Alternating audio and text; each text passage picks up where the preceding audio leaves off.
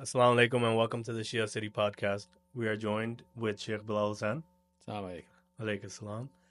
And Sheikh Bilal, one of the interesting topics that has been trending nowadays is related to pets. Oh boy. Okay, let's do it. And, certain questions arise about pets and ownership of certain types of pets. Certain pets that parents are okay with and that are not okay with, like dogs, I think I know where we're going with cats, this. Okay. All right. fishes, hamsters.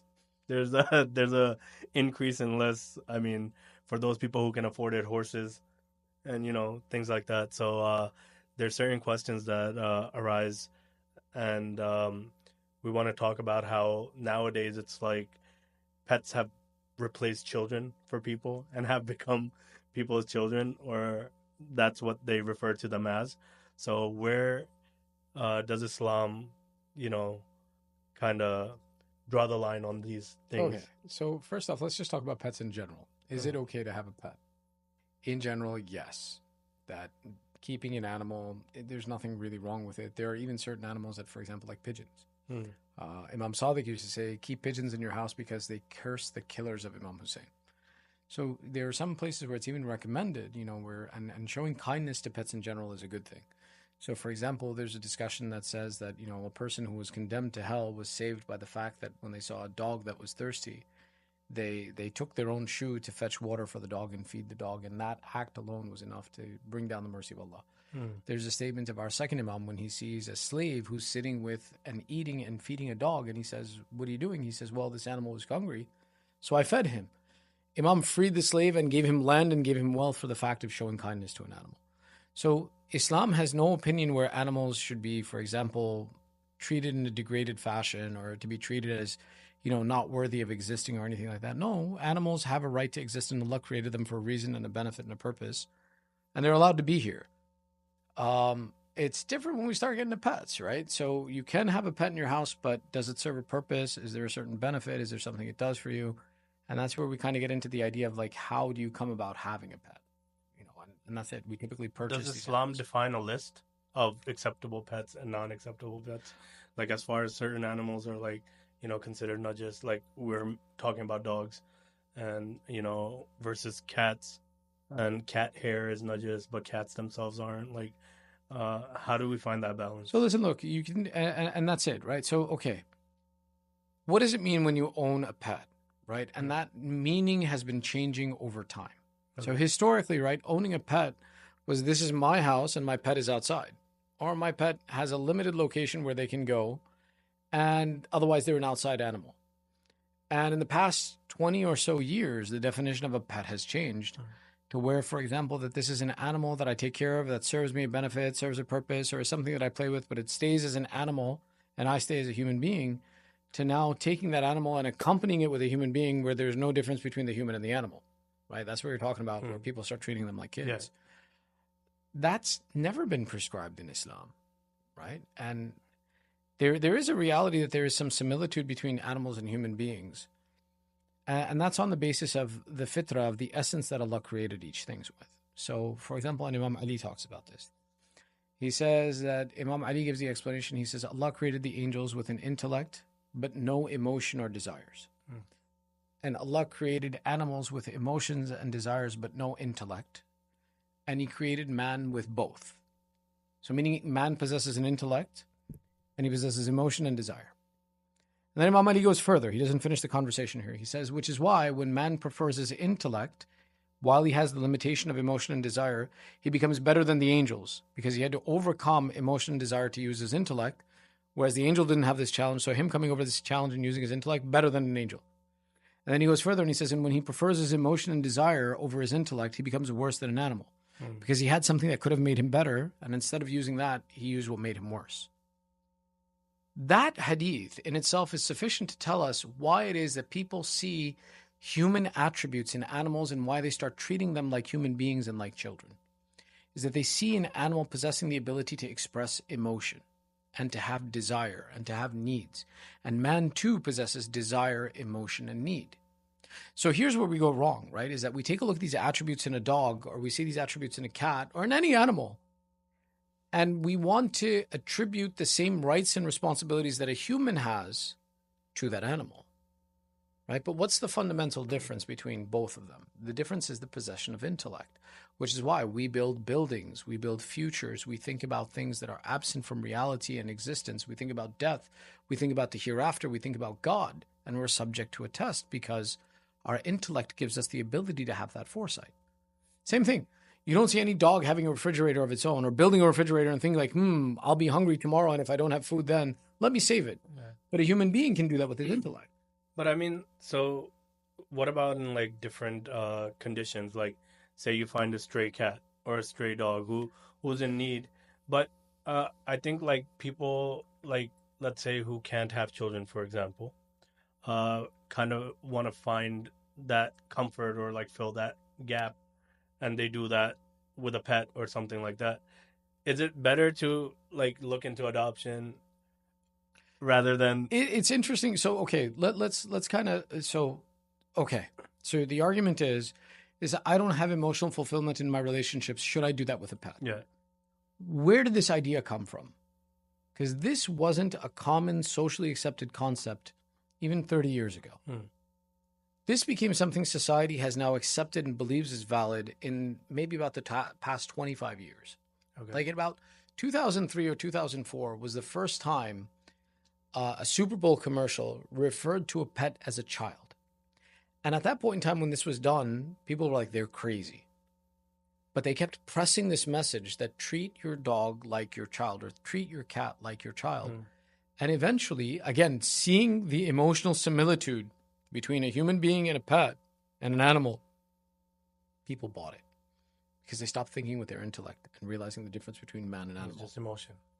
And the reason that was done was not because of that it's a good thing to do that. It was done because we're a capitalistic country and there's money to be made. So if you want to try to test this, go look at movies from the 80s and early 90s, and you'll see that one of the tropes in comedies was that there would be one character who would be overzealous about their pet and love their pet like a child or consider it to be like a human being. And this was a trope, meaning this was a piece of comedy that it was funny to look at somebody behave like that. And now everybody behaves like that. It was done intentionally because there's money to be made. And let me explain how that money is made, right? So, for example, there's something called the FDA in America, Food and Drug Administration, which regulates the quality of material that can be used when selling something to a human being and ensures that your food doesn't have certain things, has a certain level of quality, and it has to maintain bare minimums, and there's constantly oversight in this process. There's no FDA for animals. There's no regulation for animals. So what happens is I can take the cheapest, worst quality material, put it in a pretty box, and sell it to you for a dog, for a cat. And no one's going to stop me from putting the worst quality things in there. And I can advertise it as anything. I can tell you it's the best meat ever. It's better meat than you would feed yourself. You're feeding your dog. And literally it's the worst scraps that are basically being thrown out. Could even be roadkill. And no one would care. So companies found that there is a benefit to being able to sell unregulated product and sell it to you and make you feel emotionally liable and responsible that you should be buying the best things physically possible. While they line their pockets.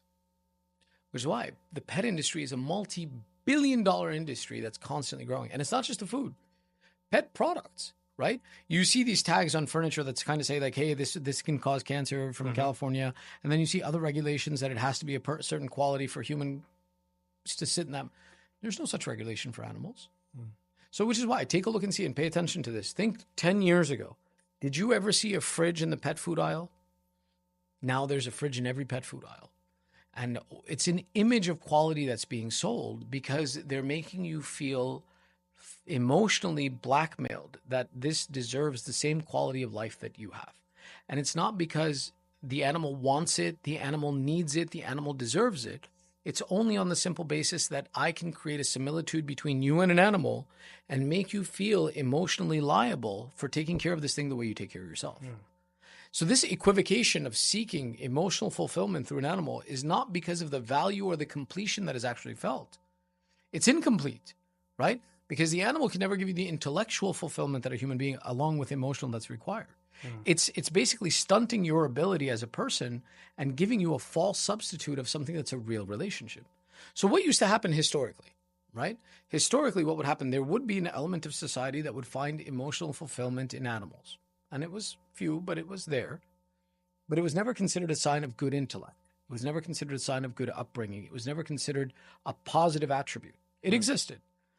Instead, what was seen was that, no, I need to find, okay, if I don't possess these attributes in my life, let me turn to faith. Let me turn to education. Let me turn to social service. Let me turn to humanity. And what happened, instead of taking a human being who's lacking in emotional connection and turning them out to society and make them serve humanity and improve society and humanity, we let them go further inwards. And that stunted emotional growth, we validated it and said that this is where you should spend the rest of your time and resources. Forget everybody else. So it serves, for example, the nafs, the desire that exists within a human being for self-satisfaction. But is it a good quality? Is it the right thing? So that aside, one of the issues of like pet ownership, like having a cat, it's very like controversial in Desi households and any household. Is it allowed? So, okay, so why is it controversial? Because the hair of the cat is deemed najis. So we're in a house where you pray. So hang on. Yeah. First off, it's not najis. It's a piece, or it's something that's present that you can't have on your clothing when you pray, because it is ma la ya'kulu lahm. That's something whose meat is not edible. To wear its fur is impermissible when you pray. But to say that, for example, if a wet cat hair got on your clothes, are you najis now? No. If a wet cat touched you, are you najis? No. It's clean. It's tahir. But because, so for example, a sheep whose meat you can eat, a cow whose skin you can, or whose meat you can eat, its skin or its fur is allowed to be worn in a condition of prayer. Same way, for example, if you came up to me with, for example, like a snakeskin belt, I would tell you can't wear that in prayer because it's something whose meat you can't eat. Is it najis? Not necessarily, because it's not nafs as-sa'il. So there are conditions that are out there that are outside of najasat and taharat, but they don't fit in the condition of salat. A cat fits into that category where it's like, okay, it's not najis, but you can't wear it when you go to pray. And so therefore it fits in this category. The reality is that there's a cultural norm that it's not considered appropriate culturally that you have this. And that cultural conflict that exists between, like, for example, the Indo-Pak culture and the American culture, where this is now considered acceptable and here it's not, it's a cultural conflict, not a religious one. In religion, having a pet is allowed. But again, you don't treat it like a human being. Yeah. An animal is an animal, and you treat it like an animal. Meaning, I'm not saying beat or abuse or anything. That's not the argument. The argument is, for example, that do I sleep with this thing in my bed? Do I give it a bite of food that I'm putting into my mouth? Do I allow it to sit on the table with me? These are not attributes we do with an animal, and it's not. It's an intellectual concept, right? Religiously, yeah, I can have a pet. I can keep a cat, and that's fine. Even a dog that serves a purpose, but there are consequences. That was my next question. Go for it. All right. So you said cats are allowed. Dogs, we've heard that having dogs, like the angel of like rahmat, or whatever, doesn't come to your doorstep because you have a dog. So it's not even the angel. Angels, plural, do not enter a room in which there is a dog. And what if you keep it outside? So you said that under certain conditions, right? Like you can have a dog. So what are those So conditions? here's a conversation, right, that talks about like what is permissible to buy and sell in Islam. And there's Kitab al-Makasib that discusses this entire concept, and it has a section of Haram al-Bay, things that are impermissible to buy and sell. Okay. In Islam, when it comes to a dog, because it is something najis and impure, the buying and selling of najasat can only be done when it serves a purpose. So, for example, I can't just go up and buy a bag of urine because I want. I don't know why you would, but this is why I said there's no same thing with carrion. All these things that are in a state of najasat. Najasat cannot be bought and sold unless if it serves a specific purpose. Which is why when it comes to this, the discussion around dogs is, does the dog serve a purpose? If it serves a purpose, because it's najis, if it serves a purpose, it's permissible to buy and sell. If it doesn't serve a purpose, a specific purpose, To buy and sell it is called bay al-fuduli. It's invalid. It's not a valid buying and selling or contract that can be executed. Okay, just for clarification, because a lot of people look for loopholes and stuff like that. So, for argument's sake, because people are going to argue it, they're going to be like, "What if we get it for free, or someone gives it to us let and we me don't be buy very it?" clear, right? Yeah, The purpose of this conversation is not to execute and exploit or give you enough information to exploit a loophole. yeah. It's general information. And I have this discussion a lot, that if you want to have a scientific discussion about what is the limits of every element, go and do your research. Go and do your research, or find someone who'll sit there and do the research with you. Don't come to a general information session and be like, oh, okay, fine. Well, what about this loophole? No, it's like, look, this is the general rule. If you have a specific problem, do your research and come back with more information. Don't pull things out of thin air, right? And that should be a principle across the board. Yeah. But to elaborate on this, right? And which is why the description and the discussion, even in Makasib, is about buying security guards or guard dogs. And the other is hunting dogs, and that these two serve a purpose, and to fulfill the purpose of hunting, and it is possible to hunt with dogs, and a hunting dog behaves very differently than a normal dog. It's permissible. Same thing with a security dog. A security dog serves a purpose, a guard dog serves a purpose, and behaves in a particular way because he's trained to do that. Not any random dog fills these purposes and benefits. It doesn't naturally come. It has to be trained. So that discussion about them serving a purpose and then they're permissible to buy and sell, because in essence, the dog is najis. Yeah. You can't buy and sell najasat. It's not permissible. On a side note, you just said you can get a hunting dog. So I just want to know, like, what purpose does a hunting dog, like, I don't know, what do they do? Like, do they attack? So for example, in America, you really don't have this concept because we don't really rely on animals to help hunt for us. Okay. But for example, there's hunting dogs that go out and actually find the prey for you. So that's all they do. They scout. There are those that scout. There are those that retrieve. So, for example, there are dogs that, for example, if you shoot something like a bird or a duck or a pheasant, they retrieve the animal to you. But that dog behaves very differently than a normal dog. A normal dog's natural reaction is you put something in its mouth, it's going to eat it. Yeah. A hunting dog does not do that. A hunting dog knows that this serves a separate purpose and it treats it differently than the way it would its own food.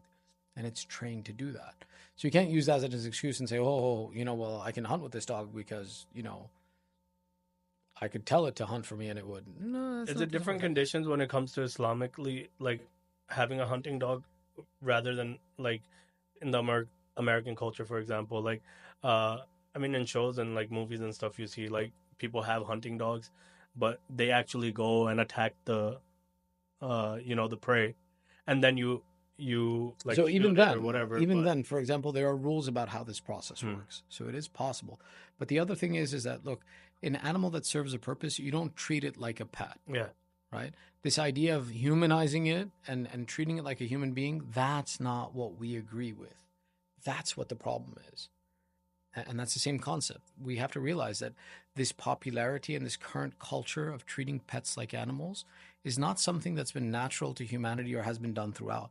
There's always been a respect for these animals, which is why they've been domesticated and they serve purposes. That's not what I'm saying. But this idea of treating them like children or like family, or saying, I'm a grandparent to my dog's children, and this stuff is contemporary nonsense from materialism and capitalism. If you take away the capitalistic benefit, nobody would do this. But that's it. Look, we've progressed as a society to the extent where our basic fundamental needs are constantly being met easily, which allows then for one of two things to happen: either intellectualism to grow or emotionalism to grow. Our society focuses on emotionalism over intellectualism, because when a person is overly emotional, I can easily manipulate them. Yeah. If a person is overly intellectual, I can't manipulate them. So the entire function of society right now, from its authority down, is to keep a working class that will be subjective to whatever I put them through, as long as I can manipulate them. If I educate this society to the point where it is thinking intellectually, not emotionally, I can't manipulate them. Yes. They won't agree with all the nonsense and abuses that I'm doing. They won't agree with all the oppression that I'm meting out. But if I can keep them busy in emotionalism, they'll never question what I'm doing, as long as I can make them feel good about themselves. Yeah. Look at the current election cycle as well, too. That's exactly what the conversation is that this guy makes me feel better about myself. Though he does a lot of bad things, at least I feel like he's being honest with me, or if he's being good to me. And that's what the fundamental of same thing on the other side is, that, I want, not that I think this is the right decision, not that this is intellectually a good decision, because on paper, they're both horrible. Everybody's horrible. but I can emotionally manipulate my audience to think about things in an emotional light as opposed to an intellectual light. And these are the tools by which they build this feature into humanity, by making us think about and always want and to treat an animal, a dog or a ferret or a cat, like a human being, and give them the same. The animal doesn't need that. An animal needs to be an animal. An animal has a nature, and Allah created on that. When we turn this animal into a pet and then like a child, we're manipulating the nature of that animal to suit me, not suit the best interest of that creation. So that's it. This is a really self-serving process by which we're humanizing. And it's true, there's an element that could be humanized, but instead of humanizing it, what we should be doing is acknowledging this is a creation of God and seeing the sign of God in this creation, appreciating the creation for what it is, let it serve its purpose, and continue down with the purpose and path that God created me for. But instead of us doing that, we've now shifted our qibla away from Allah to humanizing other of his creation and seeing the beauty and benefit that, oh, they're just like me. That's a problem. So within itself, having a pet isn't a bad thing. You know, taking care of animals and things like that. Imam Ali, even at the time of his shahad, had ducks and geese in his house. But they were animals and they acted like animals and they were treated like animals, right? So that's it. You want to talk about having a pet? Fine, let's talk about having a pet. But let's not talk about having a pet the way society wants you to have a pet. Let's talk about having a pet in the light that acknowledges and notices the difference between an insan and a haywan, right? A haywan, an animal, is an animal. I should not be raising the animal over the human being. That's what's happening. So we're preferring and looking at the comfort of an animal and the emotion of an animal, which is subjective and entirely reliant on its current need, not thinking at all about anything other than what it wants. And we're saying this desire of this animal is better than the existence of a human being. And that's why it used to be there were 4 types of dog food: brown bag, white bag, blue bag, red bag. Now there are 40,000 types of dog food because I subjected it to what my emotion desires. A cat doesn't care if you give it the same food every day, as long as it eats. I don't like to eat the same thing every day. It doesn't make me happy. So now what happened? I took my emotion and I implanted it on an animal and looked at it. That's where we're going wrong. So it's like, fine, let's talk about having a pet. Let's talk about having a pet, for an animal, not an animal for a human being. And until we start making that difference in that education process, this whole conversation is going to be problematic. It's never going to align with the values of Islam and Muslimin.